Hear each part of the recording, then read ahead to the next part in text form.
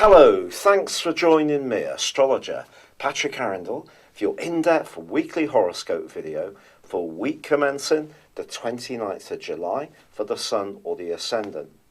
I'll give you a detailed, in-depth overview before your specific forecast for your sign. If you've yet to subscribe to my channel, I'd be very grateful if you did so now. The wonderful thing about this week is the warmth of Leo. The Sun is the ruler of this zodiac sign, and throughout this week, the Sun and Venus, the planet of relating, are very closely tied together. In fact, the new moon, which occurs on Thursday at 4:11 a.m. BST, is in fact also going to be embracing the energies of Venus. So for the following month, it really gives us an opportunity. In fact, for the first 3 weeks of August, the Sun and Venus are broadly close together in this alliance. It gives us an opportunity to move into a much freer, upbeat, refreshing, expressive and warming phase of the year. Now, the politics which have dominated much of July are not completely at an end. The good news, of course, is that Mercury has now come to the end of its retrograde, or it does as this week begins. But it is still going to be in an opposition with Pluto for much of this week. It's broad, but it's there, suggesting we may encounter somebody who's a bit of a might is right type character, someone who's very dogmatic, doesn't want to listen. And communication isn't just about speaking, it's about comprehension. So the more that we can just be aware of our boundaries, if we do encounter someone who is a bit like this, wants to grab all the limelight for themselves or their point of view, then that's going to be useful. Now, the Sun and Venus are also going to be clashing with Uranus this week.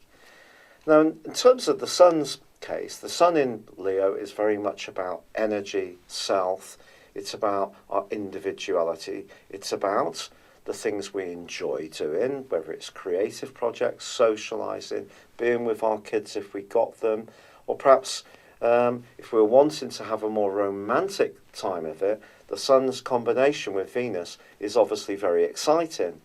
It gives us all an opportunity to perhaps think more about how we dress, how we present ourselves, but the second, fifth house angle that we have here could lead to perhaps some spontaneous spending decisions or some spontaneous romantic decisions that we just need to be aware that if we do go for it, however exciting that can be, and obviously Uranian energy is to be more rebellious, it's to not necessarily go with the flow, it's to kind of fight against what's expected.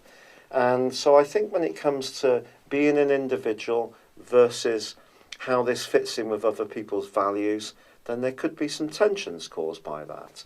However, if you are wanting to be a little bit more of a free spirit when it comes to your budget, then this could be a week where you could find yourself a bargain by being a bit bolder and perhaps going for it. But it's also important to understand that any kind of indulgence, or overindulgence anyway, may have the downside to it.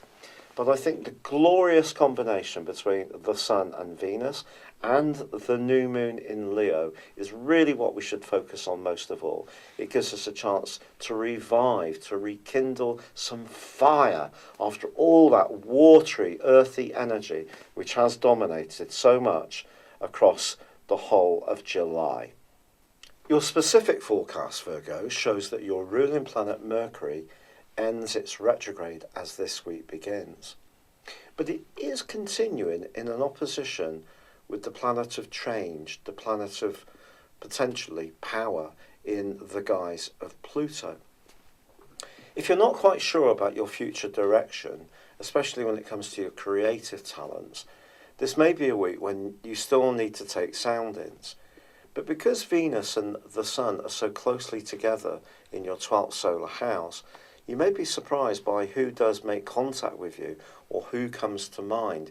You may be feeling really quite nostalgic, reminiscing about people from the past or one person in particular, And that person actually may have quite a bearing on some of the decisions you make this week. Now, because Uranus is in the mix, it could come as quite a startling surprise if you do make some kind of reconnection with someone, and perhaps it could also create some waves.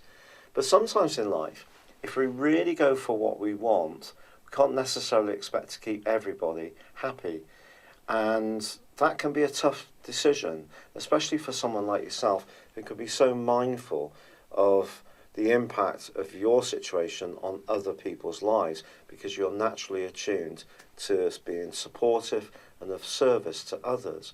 So there could be some kind of dilemma this week, I feel. But with the new moon occurring on Thursday, it's also an opportunity. The stars are asking you to give yourself the permission to embrace with the more sensitive, emotional, and healing potentials of your situation. And that new moon, because it's linked to Venus, suggests that someone, an important person, either that past figure or someone very caring or someone who's emerging in your situation, could have quite an impact. If you've yet to subscribe to my channel, I'd be really grateful if you did, or like or comment. Or please check out the link below if you would like a personal consultation, or you would like to consider one of my personal horoscope reports. But for now, good luck and goodbye.